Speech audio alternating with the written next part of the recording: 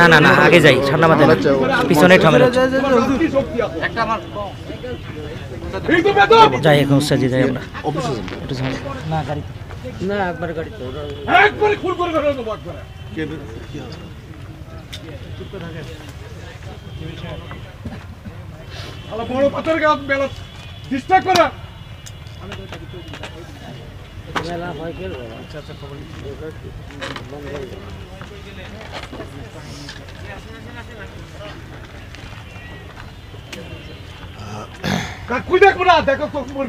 এবারে থামেন তো পারে এখানে এটা বলার সুযোগ সময় না, চুপ করে থাকো আইদা না চুপ এখন এখন এখানে বন্ধ মনটা খারাপ হয়ে গেছে তুমি জানো না যত খারাপই হোক এখানে পরিবেশ তৈরি করার দরকার নাই থাক অন্য দিকে যাব না উনি আছে যেটাই হইছে শান্তশিষ্টভাবে সুরাও হবে এই যে এত মানুষ কিছু কথা আমার ভাইয়ের জন্য তাক দেখ করে আছে তার দোয়া দিবে রাখছে তার ইজ্জত নষ্ট করার দরকার নাই থাক করিনি কথা করো তাই সশট মানে এখান থেকে বিদায় হোক তারপরে কথা হবে এখন উপস্থিত থাকলে কথা বলার দরকার নাই তো এই আস্তে খুলে দিচ্ছি থামো তারা হলো করে না ওড়ি তো খুলে লেগা না স্যার মানে এটা আগলা দিকে খুলে দেব না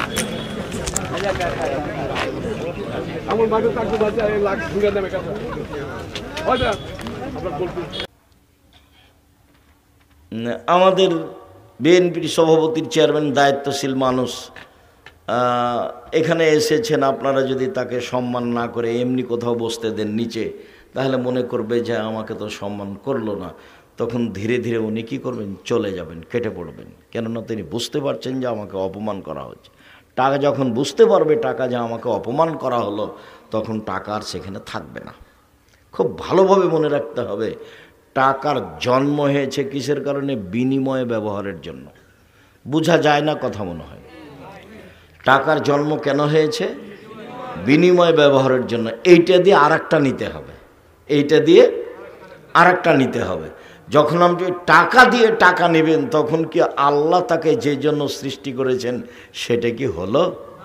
সেটা হলো না, তখন আর থাকতে পারবে না, তখন একদিন না একদিন চলে যাবে। তাই আল্লাহ বলছেন ইয়ামহাকুল্লাহুর রিবা, সুদ মানুষের টাকাকে কমিয়ে দেয়। কোটি কোটি টাকা লোন নিয়ে ব্যবসা করতে হবে না এভাবে। উপার্জনের পথ চারটে: এক, দিনমজুরি, সন্ধ্যায় টাকা শেষ, ঝামেলাও শেষ। দুই, চাকরি, 25 দিনে টাকা শেষ হয় সাধারণত, 5 দিন ধার কর্জ করে চলে। ব্যতিক্রম চাকরি আছে, কিন্তু সাধারণত চাকরির টাকা শেষ হয় কয়দিনে? 25 দিনে। 3, জমি চাষ, সমান সমান না হয় লস, এই হলো জমি চাষের ফল। 4, ব্যবসা। তখন আল্লাহ রসুল বললেন, পানিয়ার মেশক নিয়ে গেছেন, উনি বলছেন যে ফাতেই তো হবে অজুইন ও হাজাতেহি, তার অজুর পানি এবং তার প্রয়োজনীয় জিনিস মেশাক কিছু আমি নিয়ে গেলাম। তিনি এটা দেখে এত খুশি হলেন, খুশি হয়ে আমাকে বলছেন সালমা শেতা, আমি তোমার কাজে খুব খুশি হয়েছি, চাও যা চাইবার চাও। মালিকেরা অধীনস্থ লোককে এভাবে বলে খুব খুশি হলে। খুশি হয়ে বলছেন সালমা শেতা, তোমার যা ইচ্ছা চাও, আমি খুব খুশি হয়েছি তোমার এই কাজে। তখন সাহাবী বলছেন আস আলোকা মোরা ফাকাতা কাফিল জান্নাহ, আপনার সাথে জান্নাতে থাকতে চাই। আল্লাহ রসুল বুঝতে পারেননি যে এই কথা বলবে। আল্লাহ রসুল তার গায়েবের খবর জানেন না।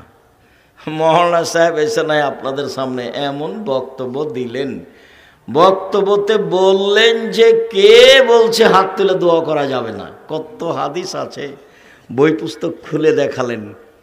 কেউ যদি বলতো যে মুফতি ফাইজুল্লাহ হাটহাজারী চট্টগ্রাম আজ থেকে নিয়ে 50 বছর আগে বলেছে নামাজের পরে হাত তুলে দোয়া করা বিদাত, স্পষ্ট শরীয়তে, এই উজ্জ্বল শরীয়তে জামাতবদ্ধভাবে হাত তুলে দোয়া করার কোনো হাদিস নাই, জাল হাদিস নাই, ভুয়া হাদিস নাই, বানানো হাদিস নাই।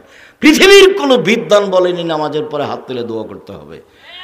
বড় হানাফি হাজারের বইয়ের সাথে বাহাস করলে হয়, বই তো আছেই, উনি কলমে লিখে গেছে।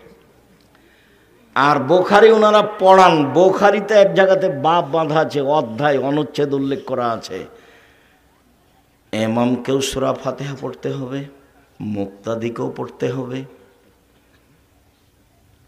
নীরবে কেরাত হলেও পড়তে হবে, সরাবে কেরাত হলেও পড়তে হবে, একাই থাকলেও পড়তে হবে, জামাতবদ্ধ থাকলেও পড়তে হবে।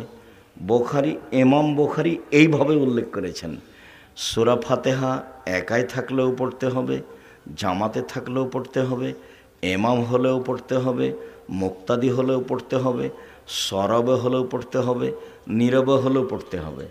তো বাহাস খোলা মাঠে না করে ইমাম বুখারীর সাথে করলেই তো হয়। খোলা মাঠে না করে দিন রাত পোস্ট দিবে, যেভাবে চলছে দুনিয়া। আর বলবে মুফতি ফাইজুল্লাহ হাটহাজারীর চিটাগাংয়ের বিরুদ্ধে বললাম, মুফতি ফাইজুল্লাহ হাটহাজারী চিটাগাংয়ের বিরুদ্ধে বললাম, তাহলে তো হয়। আল্লাহর নবী গায়েবের খবর জানতেন না, এটাই চূড়ান্ত। আল্লাহর নবী গায়েবের খবর জানতেন না, এটাই চূড়ান্ত।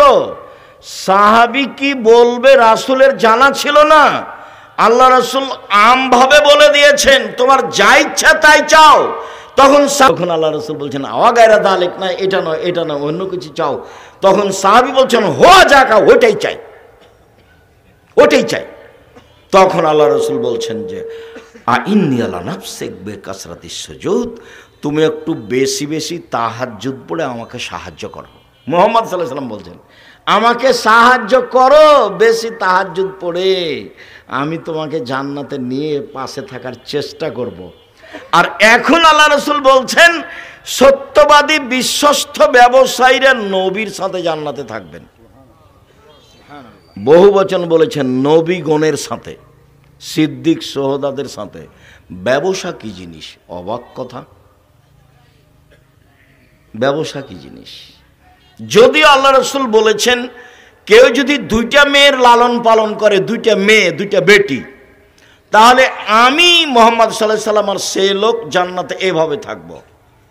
বাহুন্না, মেয়েকে শিষ্টাচার শিখিয়ে দিল। 3 আহসানা ইলাইহিন্না, মেয়ের সাথে ভালো আচরণ করলো।